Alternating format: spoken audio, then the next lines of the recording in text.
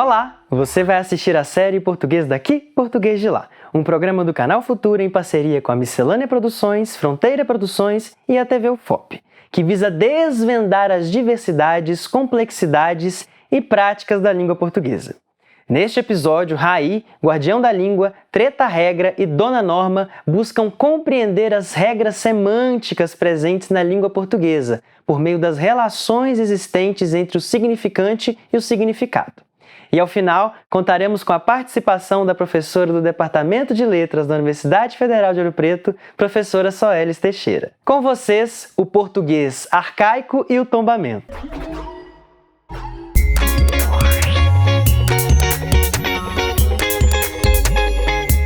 Lembranças que lembrais meu bem passado, para que sinta mais o mal presente. Deixai-me, se quereis, viver contente, não me deixeis morrer em tal estado. Mas se também de tudo está ordenado, viver como se vê tão descontente, venha se vier o bem por acidente e dê a morte fim a meu cuidado. Ai, que lindo, Camões, um de meus poetas preferidos. Que português exemplar.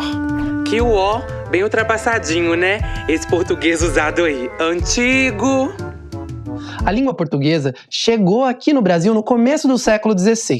E o português que era falado lá na Europa foi se transformando ao longo do tempo. É claro que o nosso aqui da terrinha também se transformou, mas em outro ritmo. E por isso acabou adquirindo e conservando algumas características. Todo português falado no Brasil é brasileiro. E a origem da nossa língua é super importante.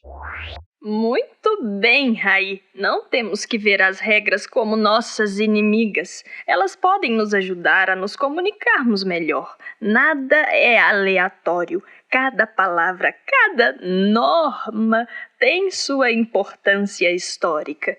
O que chamamos de arcaísmos linguísticos, por exemplo, são formas e regras que pertenceram à norma literária clássica e que saíram de moda. Ah, saquei! Então, o que alguns chamam de brasileirismos, talvez sejam apenas heranças muito bem conservadas de um português que se falou muito e há muito tempo, né?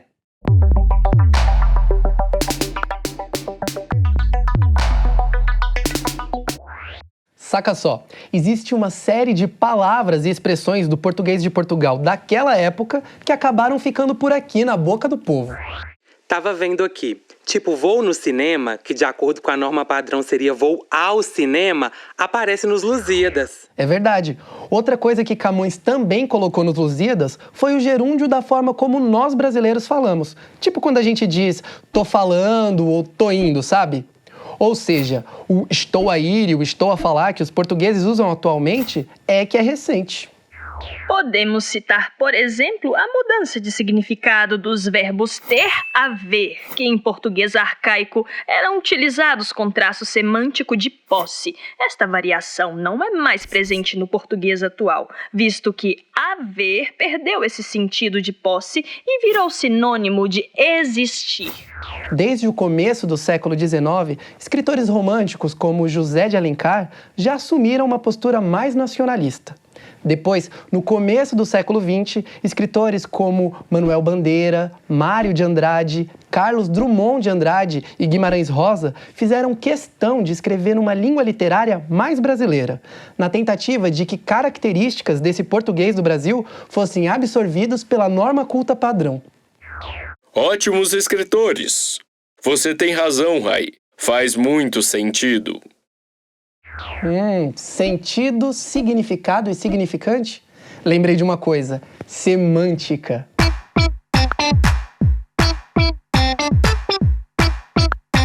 Podemos pensar a linguagem como um sistema de signos socializados, pois seus elementos só têm significado quando inseridos em contextos de relação. Ou seja, cada cultura, em cada época, constrói e articula sua linguagem de acordo com seus mais variados interesses e necessidades. Por isso, os conceitos de linguagem e cultura não existem separadamente. Um dos elementos fundamentais para a linguagem é o signo. O conjunto de signos dentro de uma língua é chamado léxico. Os dicionários dizem existir mais de 800 mil verbetes para a língua portuguesa. Isso inclui definições e locuções que estão sempre em atualização. Assim, o signo é a unidade fundamental para que a gente possa entender os códigos da nossa língua e, a partir deles, compor nossas frases e orações. Ele é composto de duas partes: o significante, que é a parte material, a parte perceptível do signo, e o significado, que é o conceito ou a parte abstrata. Ficou confuso? Então pensa comigo. Nós podemos ouvir o som ou ver a grafia de uma palavra quando ela é dita ou escrita. Esse som e essa imagem são significantes de um mesmo significado. E o significado pode ser exemplificado pelo objeto real, quando atribui-se a ele presença. Sacou? Podemos ter um significante com mais de um significado. Quando isso acontece, dizemos que temos polissemia. Poli significa vários, semia, significado. Por exemplo, quando empregamos a palavra gata, que pode tanto designar o animal felino, quanto uma gíria que elogia a beleza de uma mulher. Deu para entender? Saca só mais um exemplo: tombar e tombamento. O prédio que abriga o Museu da Inconfidência em Ouro Preto, Minas Gerais, foi tombado em 1954. Nessa frase, tombar quer dizer que o prédio foi colocado sob a guarda de um órgão responsável por sua preservação devido à sua importância histórica e cultural. Agora, na música Já Que É Pra Tombar, Tombei, da Carol Conká, tombar quer dizer se destacar positivamente, ser ótima, arrasar. O português arcaico, antes do francês no século XVIII e do inglês no século XIX, foi uma língua mundial. No século XVI, por exemplo, ele foi disseminado por todo o Oriente. O português chegou ao Brasil e aqui ele adquiriu novos contornos, mas permaneceram traços desse português mais antigo que só muito tempo depois foi considerado arcaico. Essas mudanças fazem parte de um longo percurso e ainda estão acontecendo. Verba volant, scripta mament. Do latim, as palavras voam e os escritos permanecem.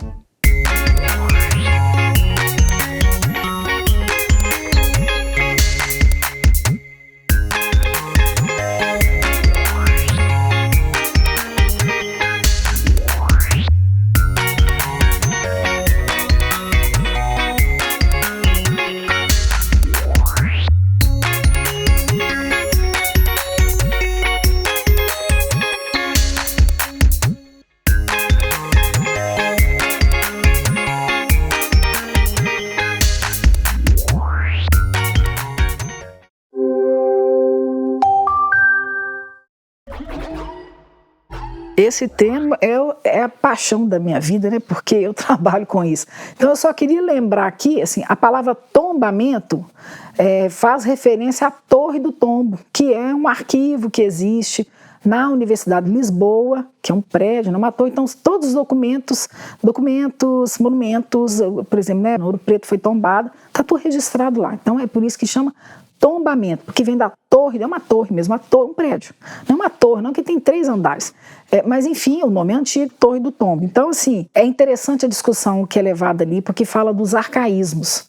E o mais curioso, que eu acho, assim, eu e quem estuda a história da língua, é que quando os portugueses vieram para cá, né, para cá que eu digo para o Brasil e depois para a nossa região aqui, né, para a região dos Inconfidentes, especificamente Vila Rica, hoje Ouro Preto, o português que veio para o Brasil foi do século XVI. O que veio para a nossa região é o português do século XVIII. Então já é um português transformado. Mas é transformado, e ficam resquícios aqui. Então, por exemplo, né, é muito comum, e eu adoro trabalhar com isso, eu faço muita pesquisa com pessoas mais velhas, eu adoro. E documento, né? Eu trabalho com documentos manuscritos, trabalhei muito com os do Museu do Pilar, lá de Mariana, trabalho muito.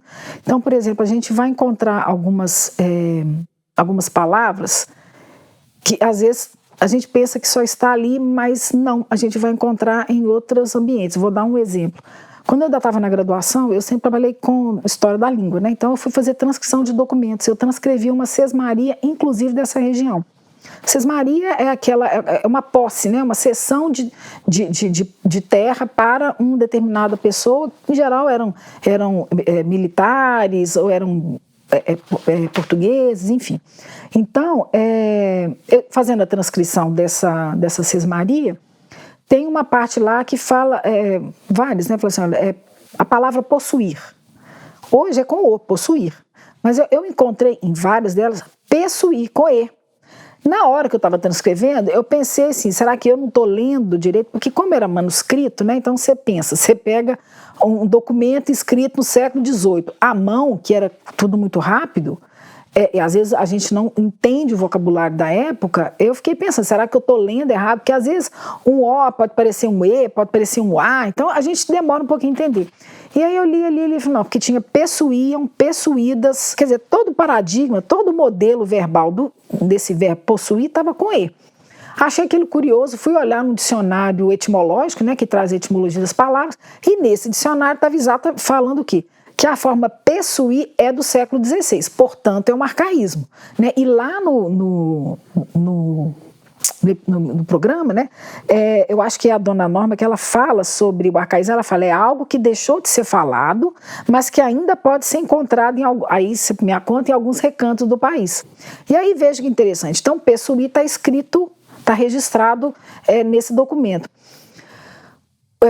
Quando eu comecei a fazer mestrado, eu fazia parte de um projeto de pesquisa da UFMG, que tinha a USP e outras universidades, que a gente fazia entrevistas com pessoas de idades mais velhas, em cidades que nasceram a partir da vinda dos bandeirantes.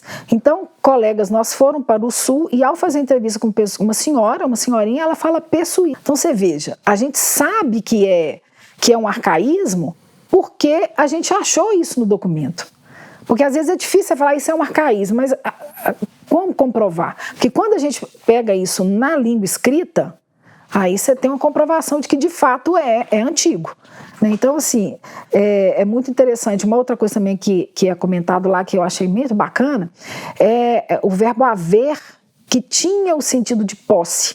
Mas isso vai se perdendo com o decorrer do tempo. Então, antes era haver, depois o ter é que passa a ter essa ideia de posse, né?